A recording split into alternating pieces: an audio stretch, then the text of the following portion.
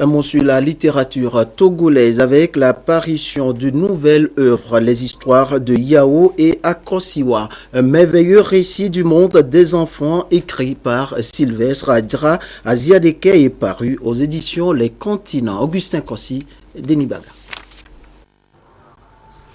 Les histoires de Yao et Akua, la toute première œuvre littéraire de l'écrivain togolais Sylvestre Adjara Aziadeke, est le fruit des années d'observation et d'expérience dans l'univers des enfants.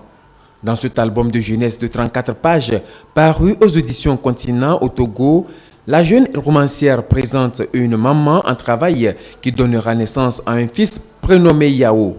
2 ans plus tard, elle mettra au monde cette fois-ci une fille du nom de Akua.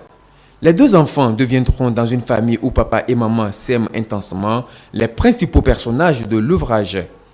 Une véritable œuvre d'art, non seulement par sa beauté, mais également et surtout par ses illustrations. C'est comme un miroir qu'elle présente et qui retrace la vie des familles. Ce n'est pas un conte, il n'y a pas de personnage légendaire dedans. Mais c'est écrit dans un style qui est simple, un style qui est à la portée de tout le monde. Plus qu'un coup d'essai, c'est un coup de maître destiné à l'exploitation de l'univers des enfants et à l'éveil de conscience. Les enfants sont un don de Dieu et c'est à travers ce que nous appelons leurs bêtises, leurs caprices, qu'ils se développent, qu'ils s'affirment. Et c'est ce qui les amène à l'âge adulte. Et puis n'oubliez pas que vous aussi, vous avez été enfant et que ces bêtises, vous les avez faites.